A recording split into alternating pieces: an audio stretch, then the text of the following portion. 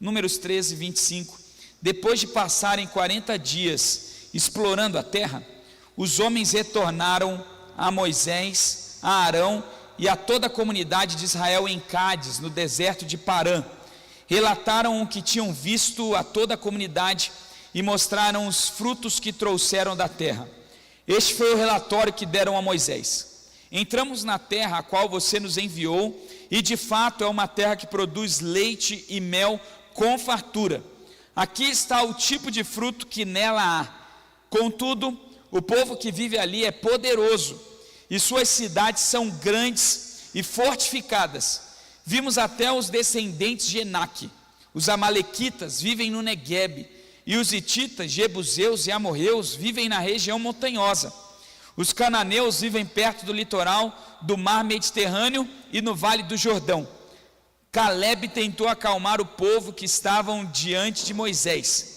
Vamos partir agora mesmo para tomar a terra, disse ele. Com certeza podemos conquistá-la.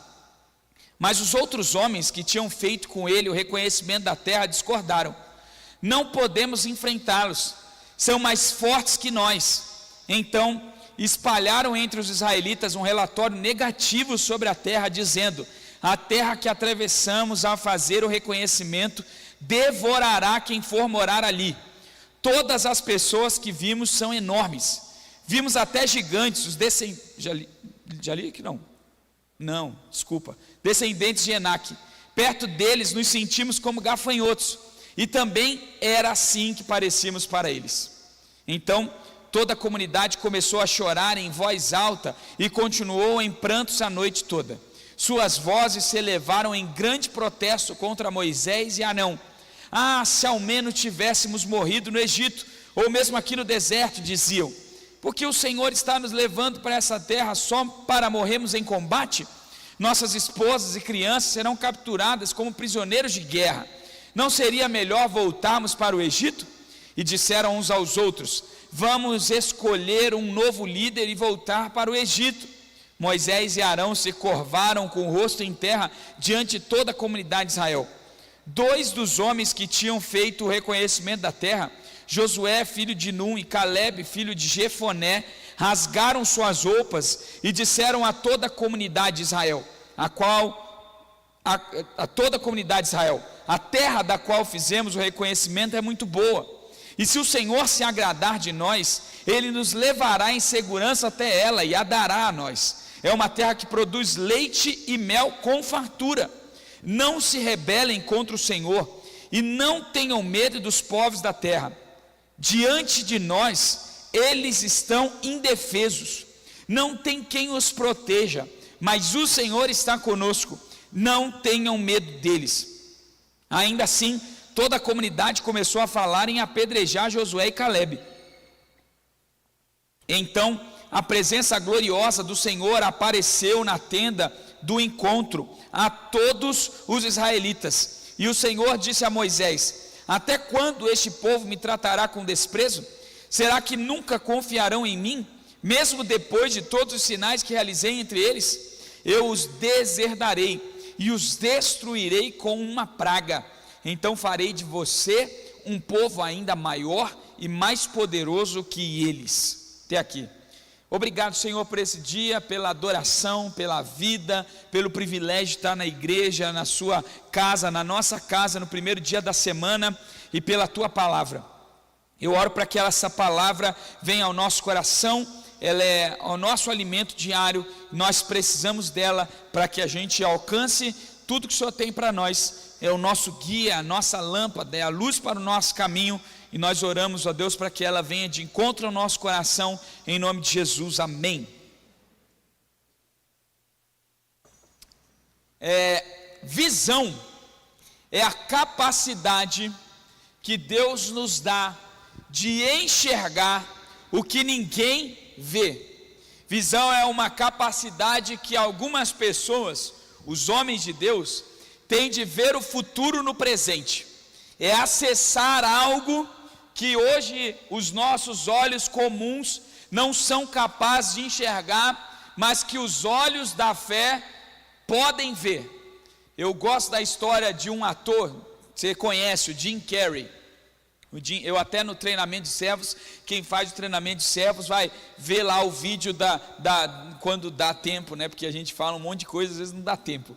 Vai ver a história do Jim Carrey. Jim Carrey, ele foi criado numa cidade pequena do interior da Califórnia e tinha um sonho de ser um grande ator de Hollywood, né? Que ele se tornou. E ele sai da sua cidade e no dia que ele chega em Los Angeles, ele vai ao banco para abrir a conta. E ele abre a conta, e no dia que ele abre a conta, ele faz um cheque. E ele coloca nesse cheque $1 milhão, e coloca uma data, 1º de maio de 1994. Ele data e ele guarda esse cheque no bolso. Isso era por volta de 89, 90, quando ele chega em Los Angeles. E ele faz disso a sua missão. E ele começa a trabalhar. Ele trabalha primeiro fazendo stand-up em bares, né, stand-up comedy. Um dia um produtor de Hollywood descobre ele fazendo stand-up comedy e pede para ele, faz um teste com ele para participar como um coadjuvante em uma série de televisão. Ele vai tão bem nessa série de televisão que ele se torna o principal da série. E aí, fazendo essa série, ele é convidado para fazer Debi Lloyd, ex-Ventura. E quando depois de fazer Ace Ventura, ele é convidado para fazer Debi Lloyd, primeiro filme, e ele assina o contrato para o Debi Lloyd no dia 1º de maio de 1994 e recebe de cachê $1 milhão. E ele fala que quando ele chegou em Los Angeles, isso é uma entrevista que ele dá, é onde eu tive acesso a isso para Oprah Winfrey. E ele fala assim, a Oprah pergunta assim para ele, tá, mas como que isso aconteceu? Ele falou, quando eu cheguei em Los Angeles, eu vi o meu futuro e eu escrevi o cheque. E ele ia deteriorando no meu bolso, até que chegou o dia exato que ele tinha marcado, e ele ganhou exatamente o cachê que ele tinha escrito no cheque. A visão é essa capacidade que homens sobrenaturais, homens de Deus têm de enxergar coisas que as pessoas não enxergam. A visão, ela está em toda a Bíblia. Em toda a Bíblia, homens de Deus são conduzidos por uma visão. Aliás, sempre que o povo perece por falta da visão de um grande líder. Toda vez que falta um líder, ou que um líder se afasta de Deus, ele perde a visão. Tanto que o profeta Joel, ele libera uma palavra profética em Joel 2. Ele diz assim, nos últimos dias, diz o Senhor, meu Espírito será derramado sobre toda a carne, e os vossos filhos terão visões, e os vossos velhos sonharão. Lembra disso? E o apóstolo Paulo em Atos 2 toma posse dessa palavra. Isso nada mais é do que um retrato de um momento de silêncio, de um momento em que o Espírito ele não está sobre a igreja e sobre o povo de Deus, até que o Espírito vem. A primeira manifestação do Espírito é sonhos e visões, é a capacidade de enxergar além.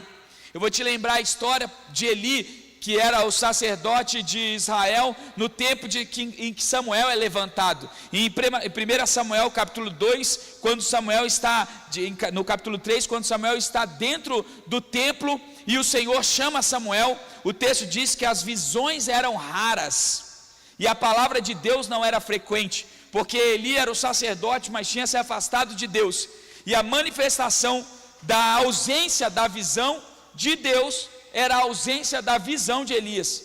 Porque quando a gente se afasta de Deus, quando a gente se afasta da presença de Deus, uma das primeiras percepções, ou dos primeiras manifestações da ausência de Deus, é a perda da capacidade de enxergar além dos nossos olhos. A gente perde a fé, a gente perde a capacidade de ver além do que a gente enxerga. A gente é dominado por uma visão natural, dominado pelas questões que são desse mundo. E quando a gente volta a se encontrar com Jesus e volta a ter o domínio do Espírito sobre as nossas vidas, a gente volta a enxergar além das capacidades naturais. Essa é a manifestação de Deus sobre nós, essa é a manifestação do Espírito sobre nós. Então todo homem de Deus e toda mulher de Deus precisa ser guiado por uma visão, precisa ser guiado por algo que vai além do seu dia de hoje. Nós não agimos e nos movemos por aquilo que vivemos hoje, pela maneira que andamos hoje. Nós agimos e nos movemos por aquilo que vemos para o futuro. Se nós andássemos pela nossa condição diária, nós não faríamos nada. Se nós andássemos pela nossa capacidade de hoje, do dia de hoje, nós não faríamos nada, mas nós andamos, agimos e nos movemos por aquilo que vemos no futuro. E é por isso que o inimigo da nossa vida, ele tenta todos os dias acabar e limitar a nossa visão, porque a limitação da visão nos impede de enxergar um futuro melhor. A limitação da visão nos impede de enxergar além daquilo que nós vemos hoje. E aí nós somos sempre dominados pela condição que é limitada do presente. O presente é limitado. Hoje eu sou limitado pela minha saúde, eu sou limitado pelo meu tempo, eu sou limitado pelo meu recurso financeiro, que não é suficiente. Mas a visão, ela vai além dessa limitação presente. Ela é capaz de ir lá no futuro, de ir lá no céu onde o Senhor está e enxergar nossa vida sem essas limitações. Porque no céu, irmão, onde a gente hoje tem limitação, no céu a gente é sem limitação. No céu a gente não tem medo, no céu a gente não tem falta de recurso, no céu a gente não tem fraqueza, no céu a gente não tem enfermidade, no céu a gente é capaz. Então nós somos chamados por Deus em toda a nossa história. Todo homem e mulher de Deus é chamado em toda a história a sair desse ambiente natural e a subir ao céu para enxergar como Jesus enxerga. E só homens de visão vão ter essa capacidade. Agora o que acontece com a gente? O que o tempo, a nossa vida e o inimigo das nossas almas faz com a gente? Ele o tempo todo, ele vai limitando a nossa visão. Por exemplo, quando a gente vai envelhecendo, é natural que a gente perca a capacidade de enxergar como nós enxergávamos quando éramos jovens. Você já viu um monte de gente que vai envelhecendo e começa a usar óculos. Nunca usou óculos, mas quando fica mais velho ele precisa usar óculos. Por quê? Porque a visão vai limitando. Outro mal da limitação da visão é a catarata, que atinge as pessoas mais velhas, que nada mais é do que uma degeneração dos olhos. A idade vai passando, o tempo vai passando e a visão vai se perdendo. Esse é o risco, por exemplo, de quando a gente é criado na igreja ou fica muito tempo na igreja. A gente vai degenerando a nossa visão, a gente vai perdendo a capacidade de ver de uma maneira extraordinária, porque a gente já tem um tempo de crente, porque a gente já começa a olhar para outras coisas, a gente vai se tornando maduro, a ponto às vezes até de apodrecer, não é verdade? Tem gente que é madura demais e apodrece. Então, o que a gente vai fazer quando a gente tem uma catarata, quando a gente é estrábico, quando os nossos olhos estão perdendo a capacidade de enxergar, de ver? A gente precisa fazer uma cirurgia, a gente precisa fazer uma intervenção, a gente precisa ir ao oftalmologista e retirar a catarata e fazer um transplante de córnea, a gente precisa fazer uma cirurgia para enxergar melhor. Essa é a ação, a intervenção. A gente precisa colocar um óculos para enxergar melhor, para não perder a capacidade de ver.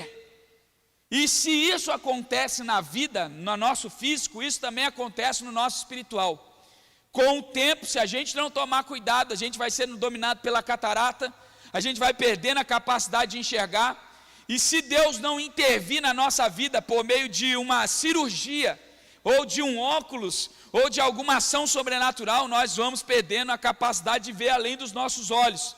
A gente vai se tornando egoísta, a gente vai se tornando individualista, a gente vai olhando como um homem comum olha, e não é isso que Deus tem para a gente.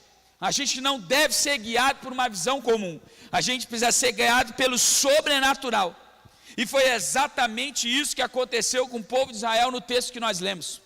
Nós temos uma ordem de Deus para ver uma terra, enxergar uma terra, mas 10 homens entre 12 foram dominados pela visão natural. 10 homens entre 12 não conseguiram enxergar além da naturalidade, foram dominados pela enfermidade dos seus olhos, viram, mas não conseguiram enxergar, porque ver e enxergar são duas coisas diferentes. Ter visão e enxergar são duas coisas completamente diferentes. Todos nós aqui enxergamos, mas nem todos temos a visão, a capacidade de olhar lá no futuro.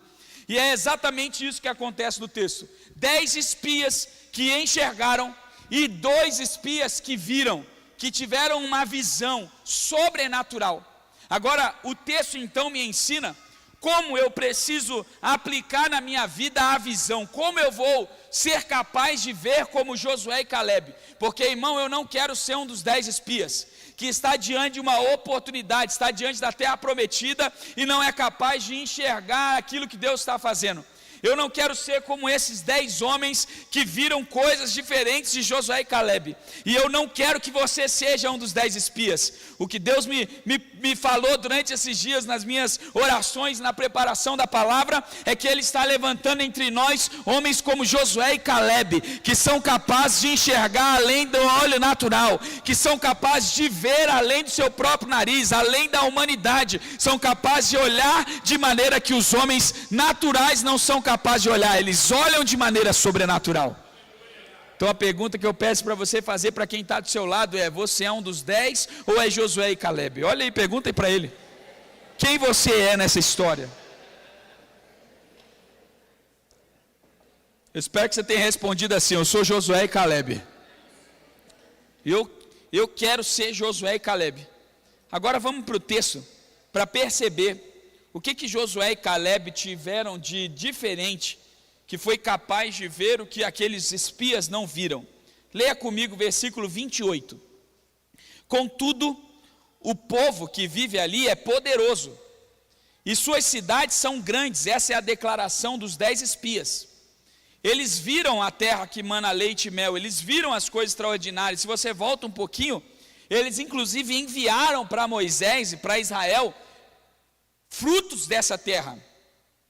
Só que além dos frutos e além da declaração de que era uma terra boa, eles disseram contudo. O problema todo está nessa preposição aqui, que é o mas, que é o contudo, que é o todavia, que é o entretanto. Eles enxergaram, mas eles não viram. Os olhos deles mostraram, mas eles não viram além dos olhos. Contudo, o povo que vive ali é poderoso, suas cidades são grandes e fortificadas. Vimos até os descendentes de Enaque. Os amalequitas vivem no Neguebe. Os hititas, jebuseus e amorreus vivem na região montanhosa. Os cananeus vivem perto do litoral do mar Mediterrâneo e no vale do Jordão. Eles viram, mas eles viram também os inimigos. Eles enxergaram os amorreus, os amalequitas, os gigantes, os filhos de Enaque. Agora veja Calebe. Calebe tentou acalmar o povo que estava diante de Moisés. Vamos partir agora mesmo para tomar a terra, disse ele. Com certeza podemos conquistá-las. Veja o contraste entre a declaração de Calebe e a declaração dos 10 espias. Todos esses 12 homens estão diante do mesmo cenário, diante do mesmo inimigo, diante da mesma oposição, diante do mesmo problema. Mas a diferença é que 2 deles decidiram enxergar por uma outra ótica, olhar por uma outra perspectiva. Ao invés de olhar para o obstáculo, Josué e Calebe olharam para a promessa. Os 10 espias olharam e viram um obstáculo. Eles viram a terra, mas eles falaram assim: tem gigante, tem amorreu, tem jebuseu, tem hitita, tem um monte de gente ali. Não deu, não vai dar, obstáculo. Agora Josué e Calebe não olharam pelo obstáculo, Josué e Calebe olharam pela perspectiva da promessa. E aí está a primeira lição que nós precisamos ter nessa noite. Todos nós vamos ter obstáculos na nossa vida, mas nós não vivemos pela perspectiva do obstáculo. A nossa visão não foca nos obstáculos, a nossa visão foca na promessa. Um homem de visão vive pela promessa, tem o seu foco nas promessas. Eu gosto de esportes, eu fiz esportes, faço esporte durante toda a minha vida. Eu vejo tudo quanto é esporte que estiver na minha televisão, em qualquer horário. Se eu estiver em casa, eu vou ver. Eu vejo até curling. Esses dias eu falei aqui, curling, eu achei, ninguém conhece esse esporte. Aí tem um casal, falou assim: eu conheço, eu vejo curling. Curling é aquela pedrinha que joga no gelo assim, e os caras ficam com uma vassourinha assim, ó, com um rodinho, derretendo o gelo para ela encostar lá. Eu vejo campeonato de curling, irmão, se estiver passando na televisão. Agora tem uma coisa muito importante no esporte, eu acho espetacular. O esporte é em qualquer esporte, mas eu quero destacar, por exemplo, a corrida de 110 metros com barreira, aquela que acontece nas Olimpíadas. Inclusive um dos grandes corredores de 200 metros com barreiras no mundo é um brasileiro, não lembro o nome dele agora, mas é um brasileiro. E você já viu a corrida de obstáculos? Eles têm de metros em metros, se não me engano, a cada 6 metros eles têm um obstáculo. Então eles correm e eles precisam pular o obstáculo, eles correm e eles precisam pular o obstáculo. Agora eu te desafio a olhar uma corrida dessa e perceber se em algum momento um corredor está olhando para o obstáculo. Ele nunca olha para o obstáculo. O dia que um corredor olhar para um obstáculo, ele vai cair. Você pode olhar, ele corre de cabeça erguida. Para onde ele está olhando? Ele está olhando lá para o final, para a linha de chegada. Ele tem um objetivo, ele tem uma promessa naquele lugar. E ele não corre olhando para o obstáculo, ele corre olhando para a promessa, que é chegar na linha de chegada. Se ele olhar para o obstáculo, ele tropeça. Todos nós aqui temos promessa de Deus para a nossa vida e vamos ter obstáculos no meio dessa promessa. Vão ter gigantes, vão ter problemas, vão ter lutas, mas o que eu quero te chamar a tua atenção hoje é que a sua perspectiva da promessa precisa ser maior que a perspectiva do obstáculo. A palavra de Deus de promessa precisa ser maior do que a palavra do inimigo de obstáculo. A palavra de Deus, por exemplo, de cura tem que ser maior que a palavra do médico de diagnóstico. A palavra de Deus de vida tem que ser maior que a palavra de alguém de morte. A palavra de Deus de prosperidade precisa ser maior que a palavra do inimigo de crise.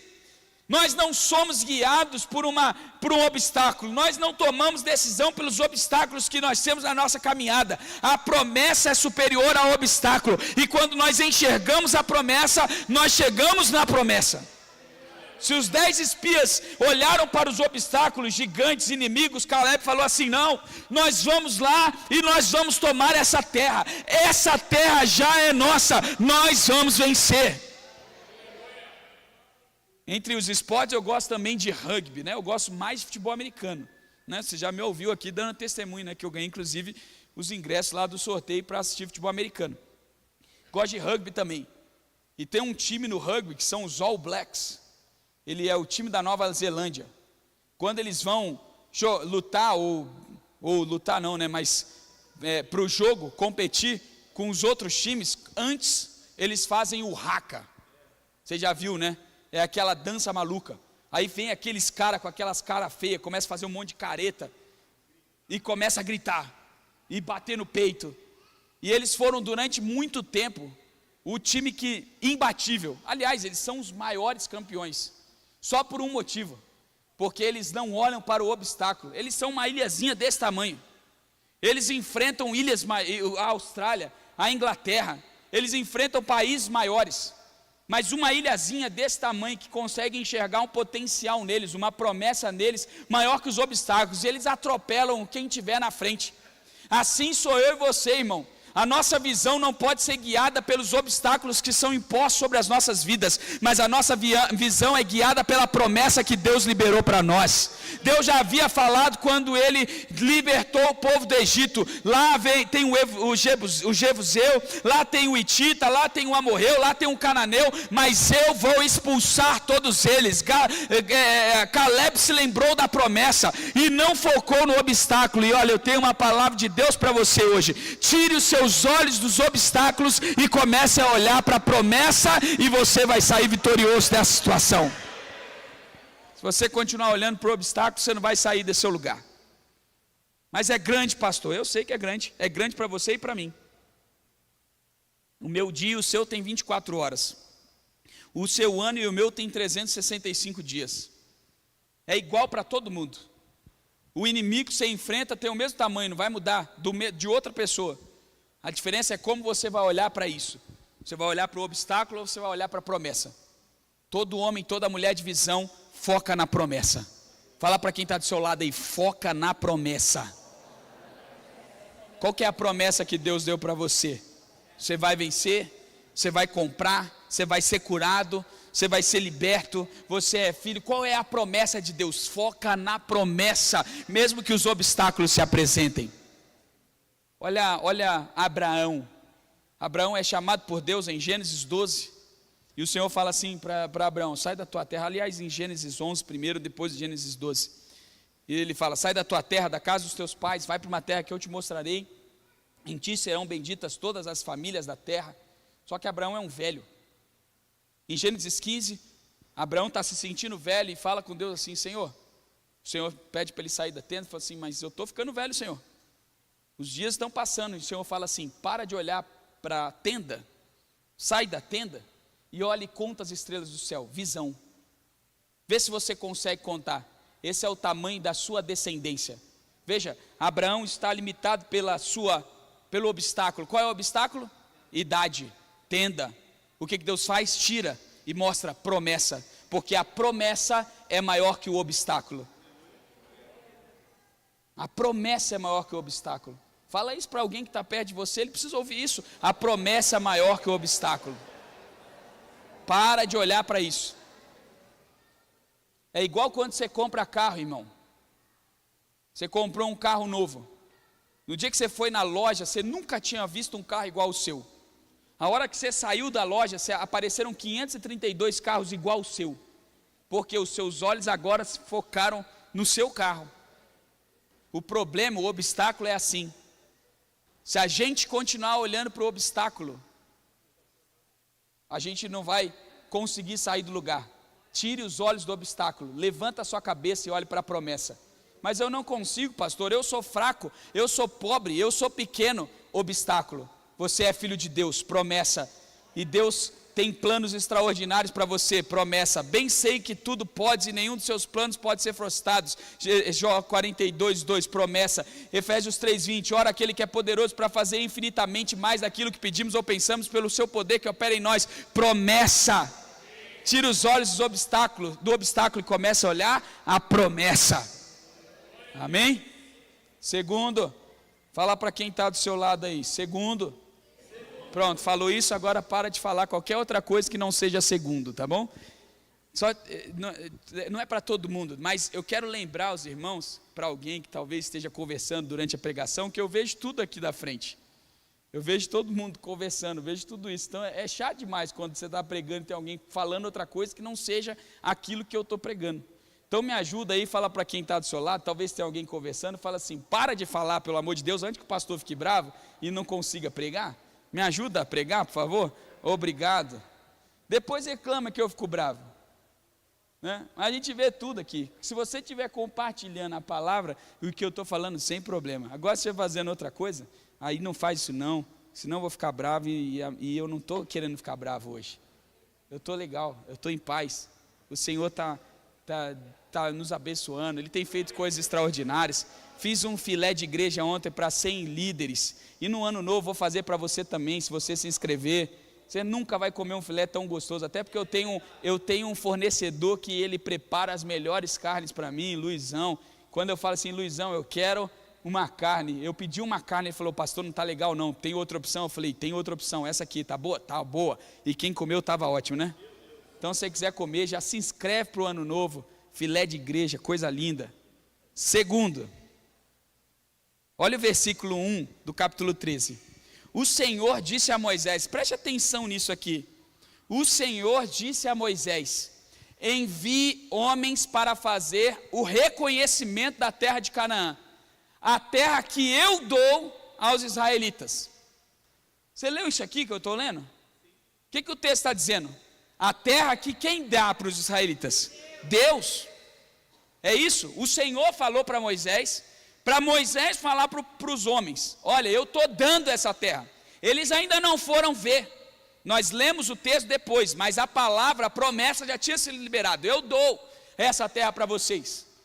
Versículo 33, agora olha o que os espias estão dizendo: vimos até gigantes, os descendentes de Enaque, perto deles nos sentimos como gafanhotos, e também era assim que parecíamos para eles. Eles chegaram para visitar lá os 10 espias, e eles têm uma percepção distorcida a seu respeito. Eles falam assim: olha, nós olhamos para eles, olha isso, e nós nos sentimos perto deles como gafanhotos, porque infelizmente o que a falta de visão faz com a gente é ter um olhar a nosso respeito inferior àquele que Deus tem. A gente fala assim: eu sou fraco, eu não sou capaz, eu não consigo. Quantas pessoas olham para si mesmo e limitam aquilo que Deus quer fazer. Porque, irmão, Deus tem tudo para você. O texto começa dizendo isso: o Senhor deu. O Senhor já te deu vida, o Senhor já te deu promessa, o Senhor já te deu milagre, o Senhor já te deu cura, o Senhor já te deu um casamento abençoado, uma família transformada, filhos salvos. Tudo isso já está liberado por Deus. Agora, se você se colocar ao lado de alguém, ou se você começar a olhar para você e falar assim, eu não consigo, é óbvio que não vai dar certo. Só tem uma pessoa que pode limitar tudo que Deus quer fazer para você. Sabe quem é essa pessoa? Você. Só você. A única pessoa capaz de te limitar é você. Por isso que quando alguém vem falar comigo, pastor, eu não consigo, eu falo, historinha, mentira, né, Mário? Para de bobeira, porque isso é desculpinha. Eu não consigo, desculpa. Claro que consegue. Claro que consegue, todos nós conseguimos. A gente precisa mudar a perspectiva. Infelizmente, nós somos criados em um ambiente em que a nossa perspectiva valoriza o miserável. Valoriza a desgraça. A gente gosta de compartilhar problema, né? Você fala às vezes com a pessoa, eu estou com um problema, aí ela fala assim, e eu estou com um maior. Você está louco? Para com isso, mano. Às vezes você está compartilhando, cara, hoje eu acordei com uma dor de cabeça, e o cara fala assim, eu tenho enxaqueca. Nossa, hoje meu pé está doendo. Ele fala, cara, e eu que quase estou tendo que amputar a perna.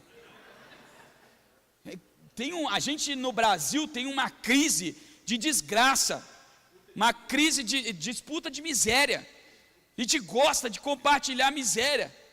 Essa é uma perspectiva errada a nosso respeito. A gente sempre olha para os outros, para as outras nações e pensa, elas são melhores que a gente. Eu não tenho nada contra quem gosta de morar e gosta de mudar de bairro, e gosta de ir para um outro país, morar num país melhor. Mas eu não vou fazer isso não. O melhor país do mundo é o Brasil. E se ele está ruim, a culpa é minha. E eu vou fazer tudo para ele ser melhor. Melhor bairro é o meu.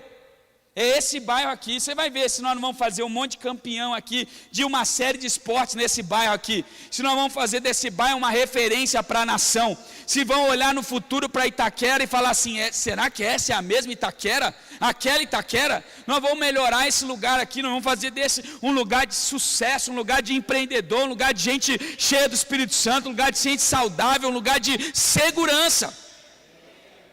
Não dá para ficar olhando e falar, nós somos a Zona Leste, nós somos o pior bairro, eu nasci na pior família. Isso é perspectiva. Os 10 espias olharam e falaram assim, olha, nós diante deles nos sentimos como gafanhoto. Que gafanhoto, rapaz?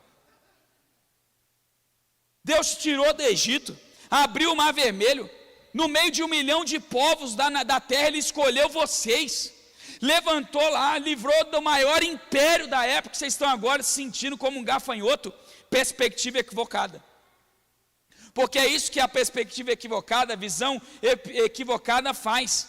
A visão equivocada nos faz olhar o tamanho do inimigo, enquanto a visão correta nos faz ver a nossa identidade em Deus. E essa é a segunda lição que a gente precisa aprender nessa noite. Um homem de visão, ele não olha para o inimigo, ele olha para a sua identidade. Você lembra de Davi? Davi, ele é o menor da sua casa. Ele é o menor filho, ele é o filho esquecido. O pai esqueceu dele, gente. No dia em que Samuel vai para Belém, para a casa de Davi, para orar, para ungir um rei, o pai arrumou todos os filhos e esqueceu de Davi. Aí depois que ele olhou por todos os filhos, o Samuel falou assim, está faltando alguém, porque eu não vi ungir nada desse. Aí o Jessé falou, rapaz, não é mesmo? Manda chamar o Davi.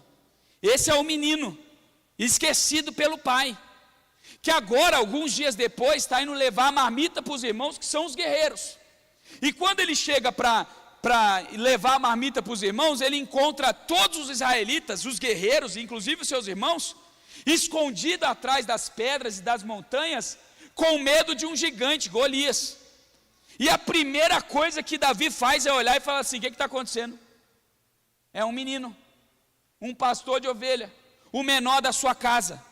E eles falam assim, rapaz, o que se mete nisso aqui? Não, isso é coisa de gente grande. Não é essa a resposta dos irmãos? Você é um pastorzinho de ovelha, deixa a marmita e vai embora. Está louco? Ele fala, que está louco? Até que alguém fala assim, não, é que tem um Golias aí, Saul ofereceu a filha. Opa, ofereceu a filha? Quero. Estou nesse negócio. Casar com a filha do rei significa morar no palácio, amigão. Olha a visão. Aí ele fala assim: quem que é esse incircunciso filisteu aí? Eu vou lá.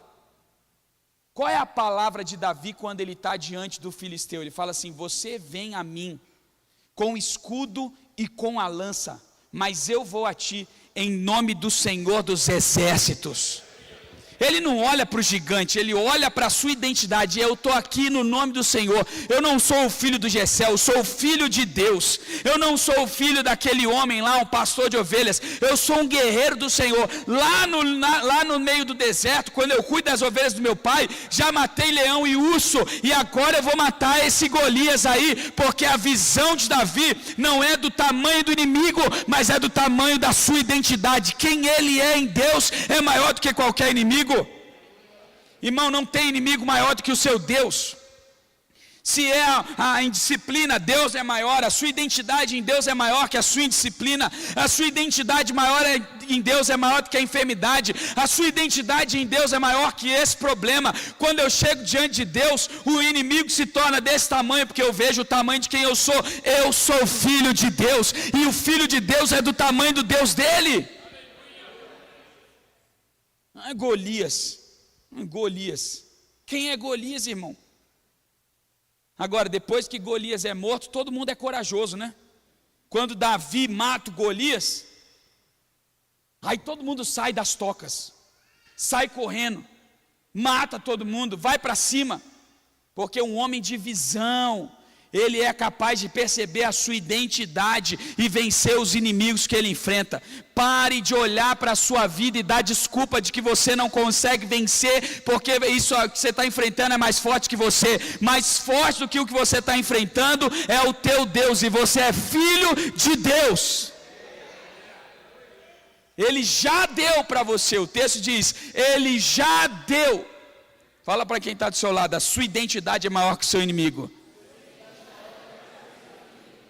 Bate no peito, levanta a cabeça e fala: eu sou filho de Deus, né? Mas já que você vai repetir, então faz direito, né?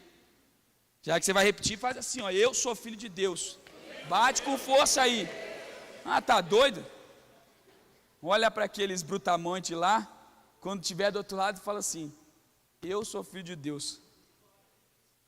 Você vem aí com o que você quiser, eu vou no nome do Senhor dos exércitos, né?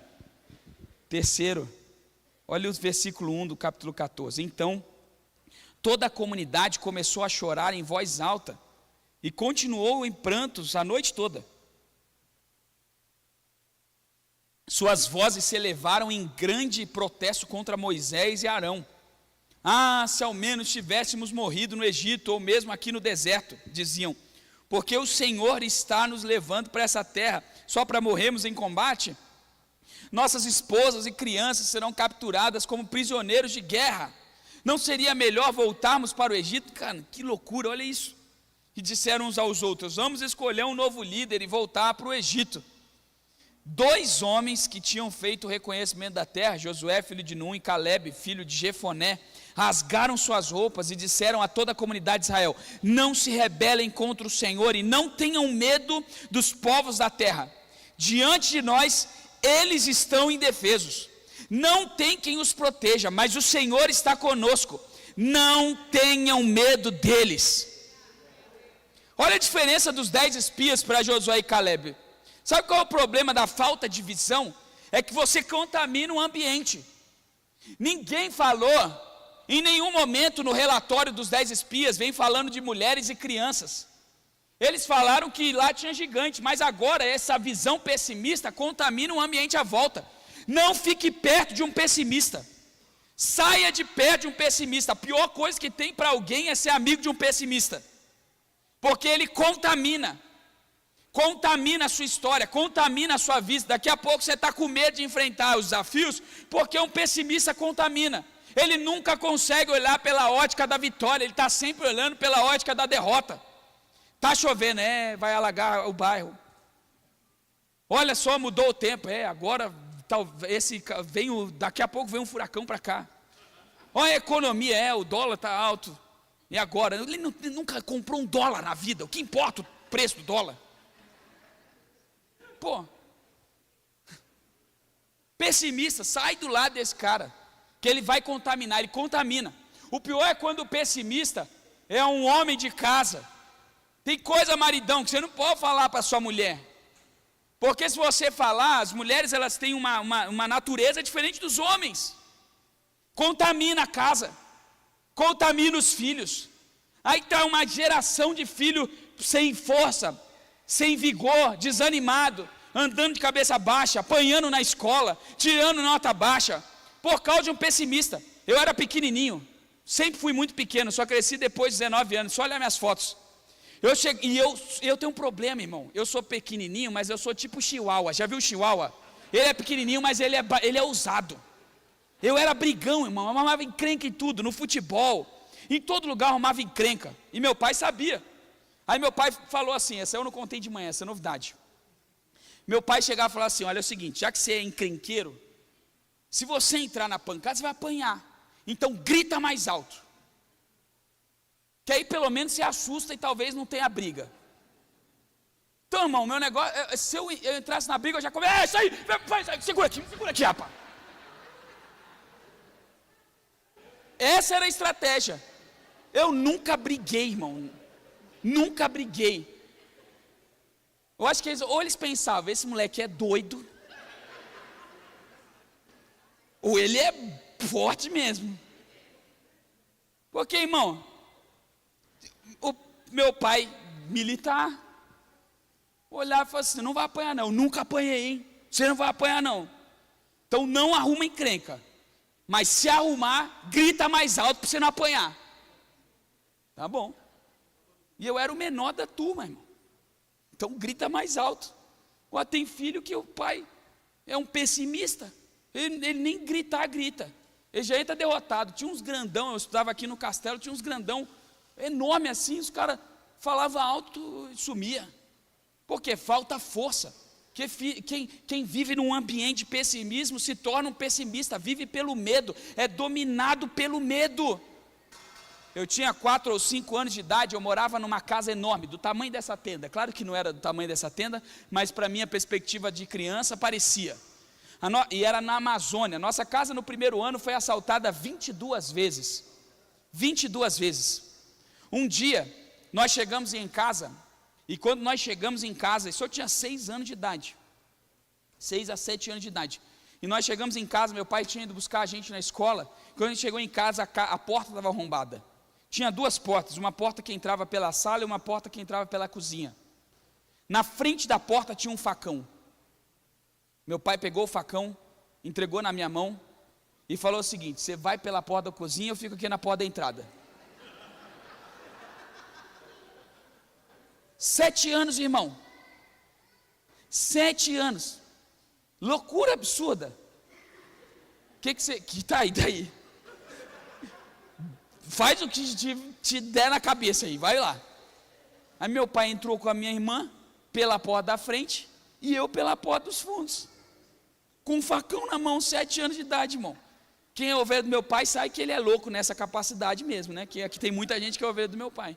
Aí eu entro, não tinha ninguém, tava os LP tudo espalhado. Graças a Deus, né? Senão ia ser um homicida com 7 anos de idade. Mas rapaz, ou você deixa o medo te dominar com pessimismo, ou você encara o desafio com inspiração. Você acha, quando meu pai falou para mim assim, você vai entrar com o facão, irmão? Nessa hora eu dei uma... Bora. Tô nem aí. Meu pai nunca jogou futebol no meu time, sabia disso? Ele nunca jogou no mesmo time que eu. Ele sempre jogou contra mim. O único objetivo do meu pai quando jogava contra mim era me quebrar. Ele era o pastor, ele era o juiz, nunca tinha falta. E ele me quebrava e falava, levanta,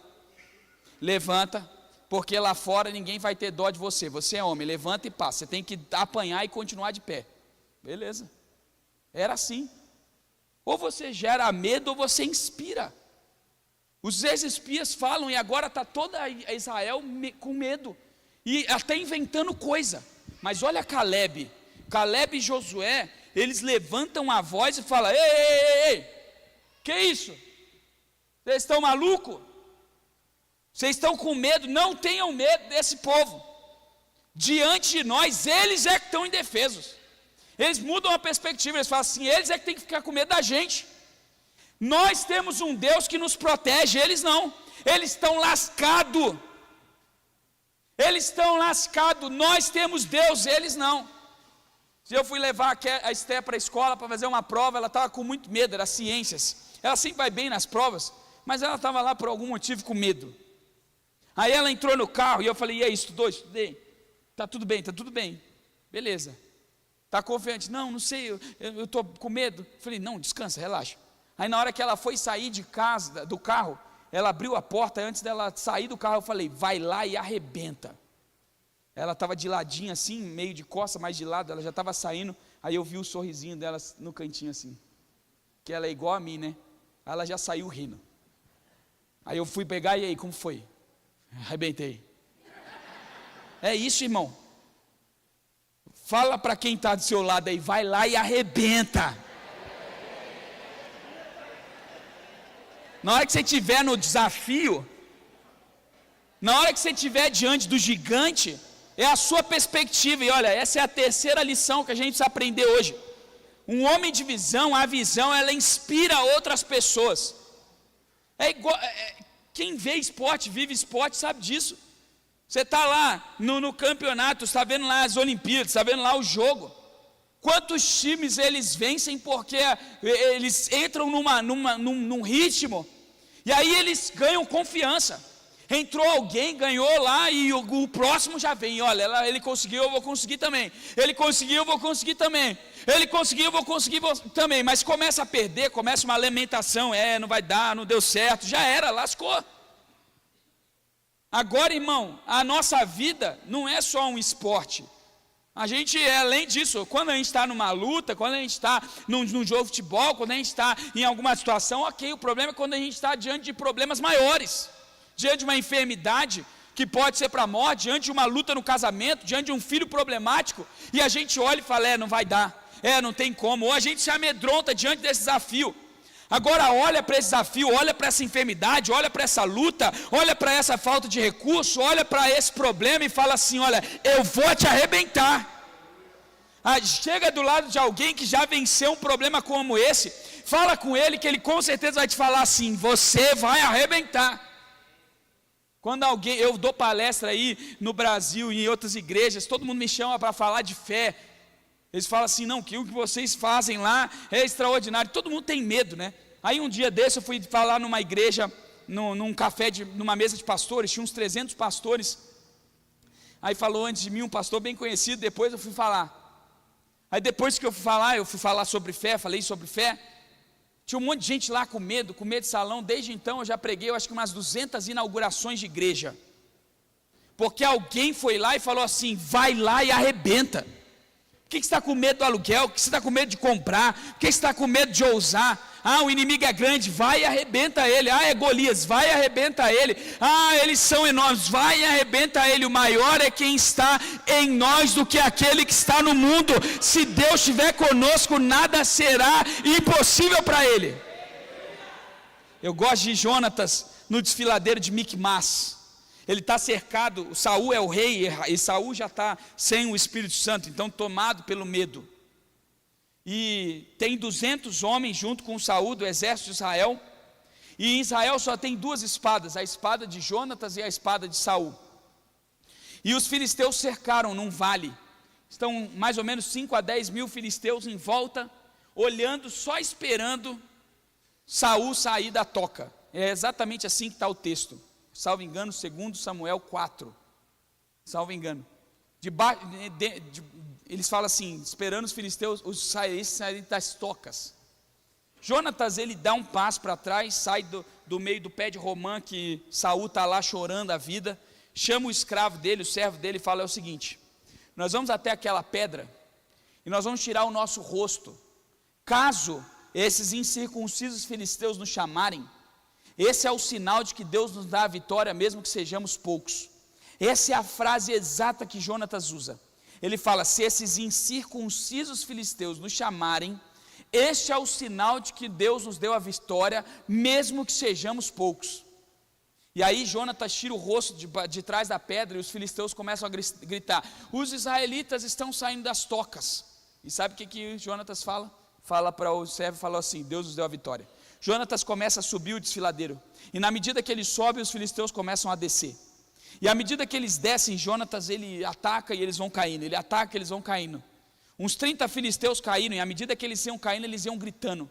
Um barulho enorme foi ouvido lá no acampamento dos filisteus. Aqueles 10.000 filisteus se amedrontam com a gritaria e falam assim: olha, o Senhor está lutando por Israel. E eles fogem.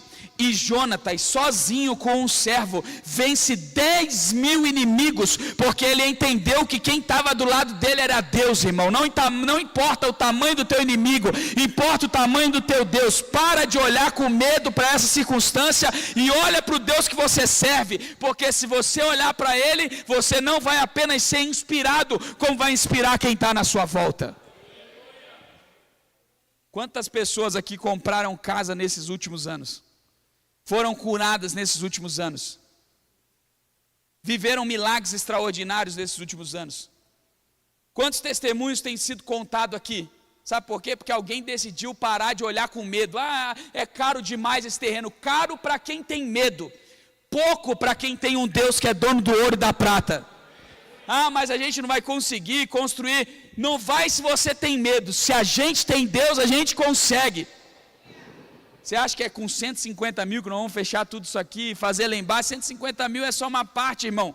Mas Deus já nos deu mais do que 150 mil. 150 mil é o que eu preciso hoje para ajudar. E na verdade a gente não precisa, porque Deus já deu todas as coisas. A gente está te dando uma oportunidade de viver um milagre extraordinário nesse tempo, da maneira que a igreja está vivendo. Porque sempre que Deus dá vitória para a igreja, Ele dá para o povo da igreja. Então eu inspiro você por meio da fé que Deus me dá. E à medida que a gente é inspirado, outros são inspirados e nós somos abençoados.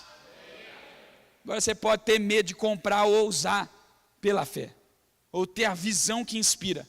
Imagina como seus filhos vão crescer ouvindo as histórias de fé que você tem vivido nesse tempo. Imagina, eu só sou pastor porque alguém me inspirou. Eu vi 2 homens levantar a arma contra o meu pai. Um deles atirou. A bala não saiu. Ele olhou, abriu a bandeja, atirou de novo, a bala não saiu. Ele olhou de novo, abriu a bandeja, atirou, a bala não saiu. Caiu ajoelhado no chão. E no lugar onde ele se ajoelhou, hoje está plantada a maior igreja de Porto Velho, em frente ao único shopping da cidade, a igreja do Calama.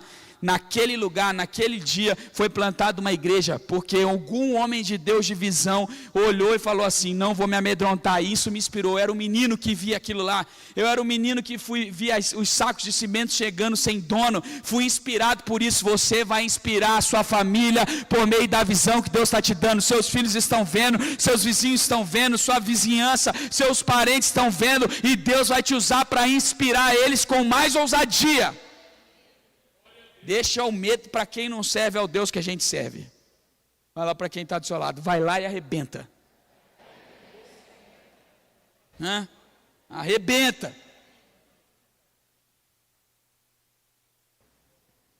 E último, olha o versículo 20 do capítulo 14. Então o Senhor disse: eu os perdoarei como você me pediu, mas tão certo quanto eu vivo e tão certo quanto a terra está cheia da glória do Senhor, nenhuma dessas pessoas entrará na terra. Todas elas viram a minha presença gloriosa e os sinais que realizei no Egito e no deserto. Repetidamente, porém, me puseram à prova, recusando-se a ouvir a minha voz. Jamais verão a terra que eu jurei dar a seus antepassados. Deixa eu dizer algo para você, com muito temor aqui, eu não sou a pessoa mais humilde do mundo, do jeito que o mundo acredita em humildade. Humildade não é isso, né? Isso não é humildade. Eu sou humilde diante do Senhor. Deus conhece meu coração e Ele me prova aqui. Agora, para alguns eu não sou humilde, mas eu vou falar aqui, vou falar isso para que você entenda, com muita humildade. Deus tem falado audivelmente para a gente nesses últimos meses. E tem pessoas que têm vivido coisas extraordinárias porque capturaram aquilo que Deus está falando. No meio de todo o povo, tem gente que ouve e tem gente que não ouve. Veja que Deus está falando assim: olha, eu tenho falado. Eu tenho repetidamente falado, mas vocês se recusaram a ouvir a minha voz. Agora a gente às vezes recusa a ouvir a voz de Deus. E quando a gente recusa a ouvir a voz de Deus, olha o que o texto diz: jamais verão a terra que jurei dar a seus antepassados. Tem gente que não está vivendo tudo que Deus quer porque está ignorando a voz de Deus. Porque Deus está falando, mas para viver a gente precisa ouvir a voz de Deus. A gente precisa ouvir e agir diante disso. Não adianta eu falar que vai lá e arrebenta e você sair daqui de cabeça baixa, sem ousar. Né? Hoje a gente tinha um testemunho programado da irmã Vera, mas por conta de um monte de testemunho, de representante coral, ela vai dar domingo que vem. Não é isso, irmã Vera? Estava fresquinho. Que ela ouviu a voz de Deus e ela falou: eu vou lá e vou arrebentar. Ela nem precisava disso, não. Eu não vou tentar ocultar para não tirar a graça. O que ela recebeu, ela não precisava, ela já até tinha. Era um sonho antigo. Mas Deus faz exatamente isso, quando a gente ouve a voz dele. Por que a gente às vezes olha e fala assim: eu não mereço, eu não posso, eu não consigo. Para com isso, pelo amor de Deus. Para de olhar e pensar que você não pode ter uma casa melhor. Para de olhar e pensar que você não pode ter um casamento melhor, você não pode viajar e conhecer um lugar, que você não pode ir para fora do Brasil, que você não pode ganhar bem, que você não pode ter saúde, que você não pode ter filho, que você não pode sei lá o quê. Para com isso. Ouve a voz de Deus. Deus tem falado fé, palavra profética, abundância e agora visão. Deus está durante 4 meses de maneira intensiva. O tema do mês de novembro é outro. Mas há uma semana eu não consigo parar de pensar na visão. O tema normalmente de novembro é ação de graça, por causa do culto do final do mês. Você sabe, você está aqui há quantos anos e já vê, chega novembro é ação de graças. Mas Deus está falando visão, visão, visão, visão, porque ainda tem alguma coisa ou alguém que ainda não está enxergando aquilo que Deus tem para ele. E ele está repetidamente falando, mas sabe qual é o risco da gente não ouvir? É que uma hora Deus cansa. E quando ele cansa, já era. Ele fala isso aqui que ele falou para Israel: jamais verão a terra que jurei dar a meus antepassados, a seus antepassados. Nenhum daqueles que me trataram com desprezo haverá. Mas meu servo Caleb, no entanto, teve uma atitude diferente dos demais. Permaneceu fiel a mim, por isso eu farei entrar na terra da qual fez o reconhecimento, e seus descendentes tomarão posse dela. Agora deem meia volta e não sigam rumo à terra onde habitam os amalequitas e cananeus. Amanhã partirão para o deserto em direção ao Mar Vermelho. Você é inteligente. Da onde o povo de Israel saiu? Do Egito. Qual é o primeiro milagre que Deus faz na saída do Egito? Abriu o Mar Vermelho. Se eles estão voltando para o Mar Vermelho, eles estavam diante da terra, onde eles estavam? Eles já estavam na terra, irmão. Era só atravessar o Jordão e eles chegavam na terra. Aí Deus faz o quê? Dá a volta. Volta para o começo. E sabe quanto tempo de viagem eles tinham tido aqui? Menos de um mês. Menos de um mês eles já estavam na terra prometida, porque diz do Egito até o Canaã, são 4 dias de viagem, no máximo 1 semana. Mas velhos e crianças, animais, uma multidão, 4 semanas eles levaram entre o Egito e Canaã. E em um mês eles já estavam na terra. Só que por causa da falta de visão, eles andaram 40 anos. Porque é isso que a falta de visão faz com a gente, ela atrasa a nossa vida. Quando a gente deixa de enxergar, a gente atrasa a nossa vida. Já era para a gente estar com esse terreno comprado há 40 anos. Não era para a gente ter comprado agora. Só que a falta de visão nos atrasou 40 anos. Era para a gente ser a maior igreja de Itaquera. Mas a falta de visão faz da gente é uma das menores. Já era para a gente ser o que a Lírio é, o que a igreja de Itaquera é. Mas a falta de visão atrasa a nossa vida. Aí agora tem que a gente resgatar o tempo. Só que remir o tempo e ocupar uma terra que já foi ocupada é difícil, irmão. Se lá atrás, quando passou Silmar, estava aqui, a gente tivesse comprado aqui, a gente tivesse ido para lá, a gente tivesse feito lá na Jacopêssego, a gente era o dono dessa terra. Não é um acaso a igreja de Itaquera ter sido fundada há 15 anos. Faz as contas aí, irmão. Agora já são 18, né? Era 15 quando eu entrei aqui. Faz as contas, 18 anos. Agora a falta de visão atrasa a nossa vida. E eu estou contando um exemplo da nossa igreja para você perceber na sua vida. Se você hoje não abrir os seus olhos, se você hoje não enxergar da maneira que Deus tem nos mostrado, você vai atrasar a sua vida, atrasar a vida da sua família, atrasar a sua história. Eu antes de vir para Itaquera, quando eu vim para Itaquera, foi no ano de 2018. Em 2015, um pastor de uma grande igreja do Brasil, uma das maiores igrejas wesleyanas, me ligou e falou assim: Samuel, eu quero que você venha para ser o pastor da minha igreja. Você vai ser o sênior junto comigo, você vai cuidar de toda a gestão dos ministérios, de tudo que a gente tem, e eu vou cuidar só da parte que eu gosto. Eu conheço uma grande igreja, eu ia lá, e lá eles nem pagam combustível, os pastores vão no posto, e lá o pastor abastece, eles anotam a nota e a igreja paga no final do mês, só para você ter uma ideia do tamanho da igreja, de como é. E eu estava lá no perrengue, lá em São José, a igreja ainda não era uma mega igreja, eu ainda nem recebi o meu salário direito. Aí eu falei, não, deixa eu orar, para ver se é isso que Deus tem para mim. Aí eu falei, orei, falei, cara, me desculpa, mas eu não me vejo aí. Não é isso que Deus me vê, eu não me vejo. Passou um ano, um outro bispo me ligou, e aí era o concílio regional, olha, tem uma grande igreja aqui na minha cidade, está vagando. Eu, na verdade, nem estava vagando. Ele queria me colocar nessa igreja, numa grande igreja, para um projeto muito maior. Ofereceu tudo lá, salário, um monte de coisa boa, que eu nunca tive, né? Aí eu olhei e falei, deixa eu orar, bispo, deixa eu ver se é isso que Deus tem para mim. Aí passou uma semana, liguei para ele e falei, bispo, me desculpa, não me vejo aí. Passaram 2 anos, o meu bispo não me convidou, mas eu tive um sonho, e eu me vi subindo aqui. Aí eu falei, opa, agora eu sei para onde eu vou. Eu tive uma visão. Se eu tivesse ido para aquela primeira igreja, seria bom, extraordinário, mas eu não ia viver tudo que eu estou vivendo. Se eu tivesse ido para a segunda igreja, seria bom, extraordinário, mas eu não vou viver tudo que eu estou vivendo. Por isso que você precisa ter uma visão clara, porque a visão te dá vida, e a falta de visão te leva à morte. Anota isso, e esse é o 4º princípio. Quem tem visão, tem vida. Quem não tem visão, morre. A falta de visão mata um casamento. A falta de visão mata uma família. A falta de visão mata uma igreja. A falta de visão mata uma empresa, um negócio.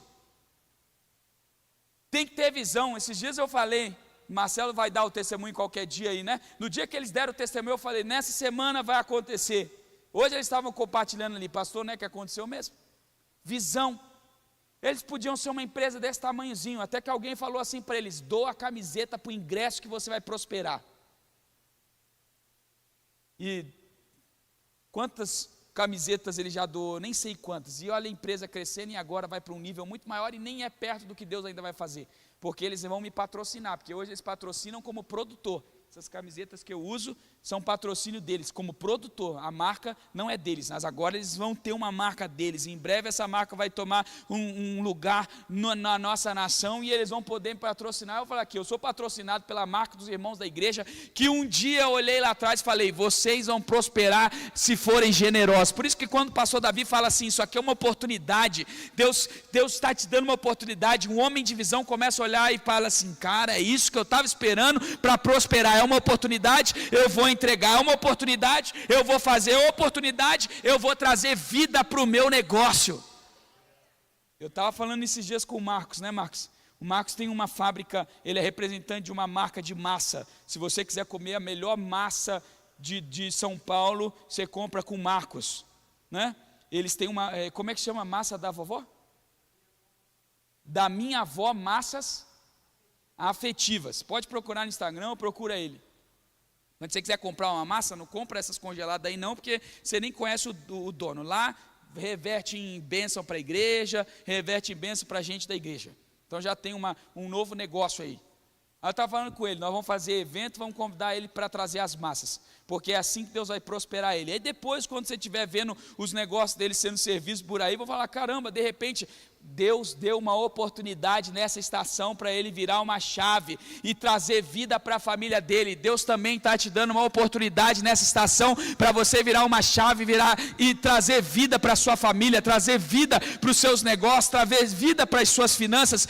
Toda vez que você está diante de um desafio, que Deus nos coloca diante de um desafio, não é para temer o inimigo, mas é para entrar na terra e vencer com a oportunidade que Deus está criando. Enquanto um homem sem visão morre diante da promessa, um homem de visão traz vida diante da promessa. Aleluia. 10 e toda aquela geração morreram. Josué e Caleb, uma nova geração viveu, entrou na terra, porque foi capaz de enxergar. Josué não apenas e Caleb entraram velhos na terra. Não é isso? Porque eles foram capazes de enxergar aquilo que ninguém era capaz, de ver o que ninguém era capaz de ver. Fala para quem está do seu lado, bem assim, olha, o Senhor vai te trazer vida. E essa vida, irmão, você não vai morrer no deserto. Deixa eu te dizer algo aqui, da parte de Deus, você não vai morrer no deserto. Você não vai ter muita gente que está aqui nessa casa que pensou que ia morrer sem ver o templo novo. Você não morreu e não vai morrer no deserto. Você não vai morrer sem ver o seu filho se converter. Você não vai morrer sem ver a sua família ser restaurada. Você não vai morrer sem ver a sua história ser transformada. Você não vai morrer sem a promessa de Deus se cumprir. Só tem uma pessoa que pode impedir hoje você de viver tudo que Deus tem para você. Essa pessoa é você. Se você olhar hoje para a terra e para os gigantes e para os obstáculos que têm sido colocados e pensar, ai meu Deus, é grande demais, você vai morrer. Mas se você olhar hoje para os obstáculos e falar assim, o meu Deus é maior, Deus vai te fazer entrar na terra e você vai experimentar a vida abundante que a terra tem. Não tema, não tenha medo, veja o tamanho do seu Deus. Fala para quem está do seu lado isso, tem alguém aqui hoje que precisa ouvir isso, não tenha medo, não tenha medo. Eu tinha 4 ou 5 anos de idade, e eu, com 4 ou 5 anos de idade, a minha casa era bem grande, como eu falei, o meu quarto era o último quarto. O meu quarto dava para a parte dos fundos do terreno, que era um matagal. A gente morava na Amazônia, né, gente, em Rondônia. E era um baita matagal. Só para você ter uma ideia, a gente pescava na rua. Eu cansei de matar sucuri na rua, jiboia, atravessando. Criança não tem medo de nada, né? E eu então não tinha medo de nada, não sabia do tamanho dos perigos. Eu caí de cabeça na fossa. Eu fiz um monte de coisa boa. Minha infância foi maravilhosa. Mas a minha janela dava para o lado de fora. A gente era pobre, mas pobre. E além de ser pobre, o ladrão entrava 22 vezes no ano na nossa casa. A gente não tinha muita coisa. A gente não tinha ventilador em casa, no calor de Rondônia. Ar-condicionado, então, você imagina. Ventilador a gente não tinha. E aí a gente dormia de janela aberta. E em Rondônia, diferente de São Paulo, porque São Paulo é uma mega cidade, São Paulo é iluminado, não tem escuro à noite de São Paulo. Agora em Rondônia é escuro, é um breu que você não vê nada. Acordava de madrugada, criança, olhava para o lado, não via nada, o medo dominava, saía de fininho, deitava no chão do lado da cama do meu pai, num tapetinho que tinha, e dormia ali. Meu pai em algum momento acordava, pegava, me levava lá para a cama de volta. Outro dia, acordava e ia lá. Até que um dia, eu acordei, meu pai não estava dormindo muito nessa hora, e quando eu fui deitar, ele falou, o que você está fazendo aqui? Quem conhece meu pai sabe que ele fala exatamente assim, né? Muito simpático. O que você está fazendo aqui? E criança, eu falei, não se lembro direitinho como eu falei, eu vou dormir. Falei, vai dormir no seu quarto. Aí volta o cão arrependido. Só que eu não vou voltar para o quarto, eu estou com medo. Aí fiquei do lado de fora aqui assim, em pezinho, esperando ele dormir. Aí ele dormiu, eu deitei de volta. No primeiro dia. Mas em algum dia isso não deu certo. Ele estava esperto, no segundo dia já não deu certo. Quando eu fui voltar na segunda vez, ele estava acordado e falou, eu não mandei você ir para o quarto. que está acontecendo? Vamos para o quarto. Aí vai eu para o quarto, agora com ele. Aí ele senta na minha cama e fala, o que está acontecendo? Eu falei, eu estou com medo. Medo do quê? Você não é homem? Sou homem, mas estou com medo. Você é um homem ou um feixe de capim? Sou homem. Então, não tem que ter medo não. O que você está com medo? Estou com medo do escuro. Por que você está com medo do escuro? Porque fica escuro, tenho medo. Então, fecha o olho. Aí eu fechei o olho. Abre o olho. Aí eu abri o olho. Conta até 3. 1, 2. O que você está vendo? Nada. Fecha o olho. Abre o olho. Conta até 3. 1, 2. O que você está vendo? Estou vendo a porta. Estou vendo a janela. Estou vendo o Senhor. Estou vendo a cama. Aí ele falou assim: o medo só pode durar 3 segundos na sua vida. Depois de 3 segundos você vai enxergar as coisas na sua volta. Não tenha medo. Ó, a porta está ali, o papai está ali, os cachorros estão lá fora. Você não tem que ter medo. Está tudo aqui. É só abrir os olhos, esperar um pouquinho e olhar que você vai ver que está tudo aqui. E ele não está falando de escuro não, viu gente? Quando ele foi comprar o terreno, sabe quantos segundos eu tive medo de comprar? 3 segundos, 5 milhões, 5 milhões, 5 milhões, 5 milhões, vamos comprar. O medo na sua vida só pode dominar o seu corpo durante 3 segundos. 3 segundos depois você precisa lembrar da promessa de Deus. Você precisa lembrar da sua identidade. Você precisa lembrar que você está inspirando pessoas. E lembrar que a sua decisão vai trazer vida e não morte. Então hoje, quando você fechar os seus olhos, você tem 3 segundos para ter medo, e depois você tem que abrir os olhos e falar assim: eu vou conquistar, eu vou entrar na terra que o Senhor tem para mim, eu vou vencer, eu vou viver as promessas de Deus, tudo que o Senhor tem liberado para mim, eu quero para a minha vida. 3 segundos é suficiente. A visão foca na promessa, não no obstáculo. A visão reconhece a sua identidade de filho de Deus, não o tamanho do gigante. A visão inspira outros, não gera medo. A visão leva a vida, não morte.